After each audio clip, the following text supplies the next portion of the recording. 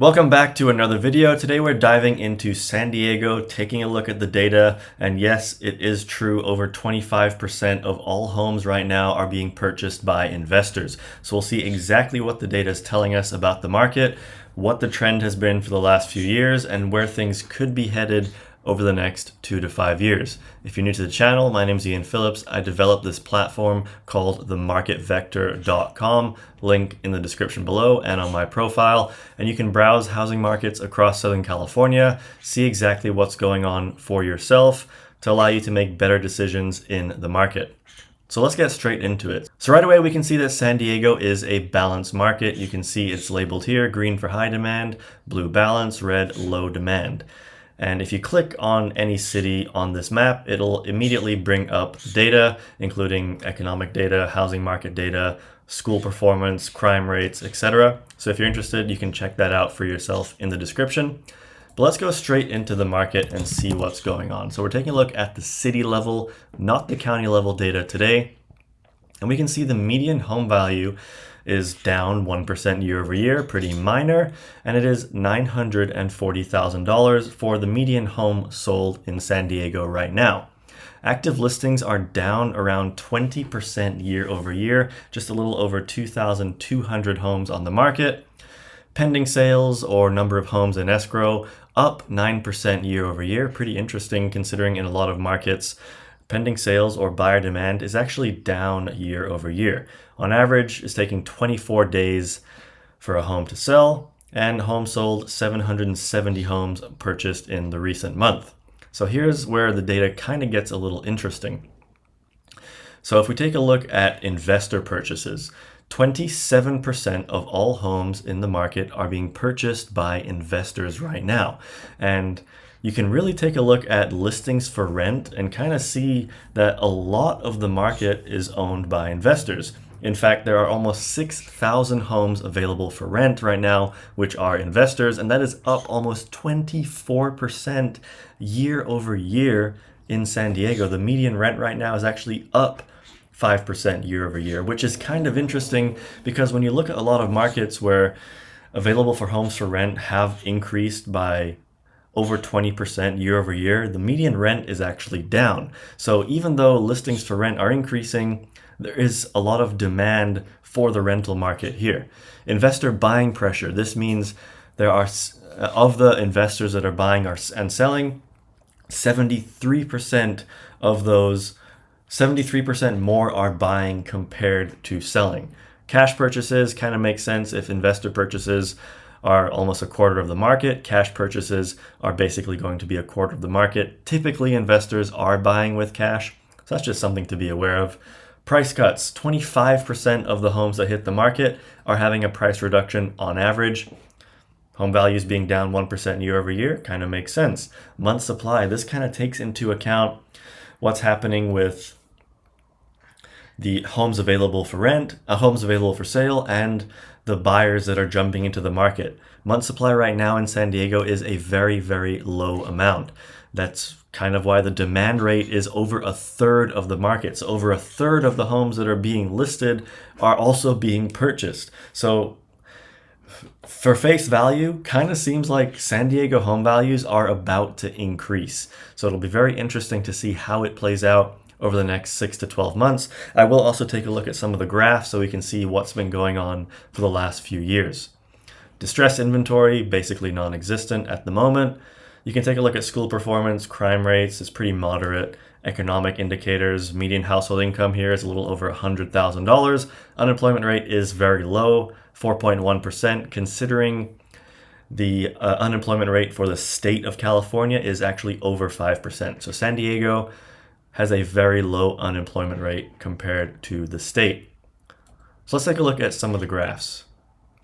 By the way, if you are interested in browsing some of this data for yourself, you can check out themarketvector.com. If you just want a monthly report sent to you, you can register, type in your email address, include cities, counties, as many as you want. You can get those sent to your inbox on the 15th of every month. Or you can just download the report yourself by typing in San Diego, clicking it, download the San Diego report, and you'll get a comprehensive report on what's happening in the market right now, as well as some of the trends over the last 5 years. So let's take a look at San Diego, some historical data. Let's take a look at the median home value over the last 10 years. So a pretty steady uptrend, same with a lot of markets in Southern California. And really since 2020, home values have gone from 625,000 to 940,000. So a pretty significant increase over the last 5 years.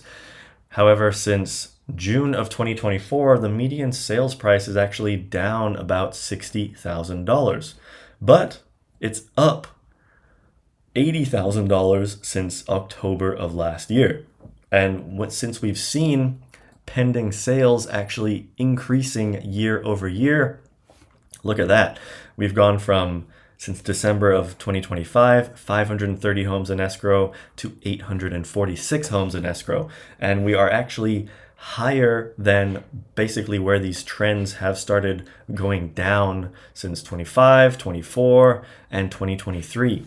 So it kind of seems like San Diego demand is increasing into the end of the year and potentially heading into 2027, which for a quarter of the market being purchased in cash and by investors kind of makes sense why demand has increased this year and why, in my opinion, the median home value is likely going to increase in San Diego. It's very important to take a look at some historical data, see what the trends are telling us with things like active listings, which we'll take a look at right now, demand, homes sold, investor purchases, cash purchases. All of these data points can give us an idea as to where the market could be going over the next few years, which is important to know if you're a first-time home buyer, upsizing, downsizing, an investor, or even a realtor representing some clients in this market. So let's take a look at active listings and potentially trending down into the end of the year, which, by the way, is what normally happens. You can see in July of last year, there were almost 3,000 homes on the market, and then it immediately started falling off a cliff heading into the end of the year. Now, active listings have picked up a little bit since the start of the year, which is good. We want to see inventory increasing, especially for a lot of those buyers that are in the market. You don't really want a inventory crunch like we saw in 2023, where there were only 1,000 homes on the market. There's just so little to choose from and significantly more competition for buyers, which ends up seeing multiple offers over list price. People miss out, they start to rent, and they get into this cycle where they may not be able to afford a home in the future. So I do like to see inventory up since the start of the year, but we typically start to plateau or trend down around this time heading into the end of the year. So we'll keep an eye on that, see where things go. Homes sold, kind of similar to pending sales. It would make sense as demand picks up, you start to see the number of homes sold increasing as well. Now I do want to take a look, we'll take a look at active listings and compare the median sales. We'll compare pending sales. So if we see, as active listings have started to increase this year, it's kind of interesting that pending sales have also started to increase. And this trend seems to remain relatively true, as kind of makes sense as available homes hit the market. You start to see more homes being purchased, so that kind of means more buyers are jumping in. So as homes are becoming available for sale, those buyers that have been waiting on the sidelines for the right home, they're jumping in, they're pouncing. A home hits the market, they've been waiting for it, they're writing an offer, because in some markets, you actually start to see inventory increasing and demand falling off, which really results in prices declining. So this trend being in line is a healthy market. It kind of makes sense why the thesis of home values potentially starting to increase. These correlations are starting to align with that thesis. And again, we take a look at the median home value. It's up since October of 2025 from $875,000 to $940,000 right now. Now, just for comparison's sake, we can actually compare what's been happening in San Diego City versus San Diego County, and they're kind of aligning. San Diego, the city, is obviously the largest market in the county, so kind of makes sense why things would remain the same.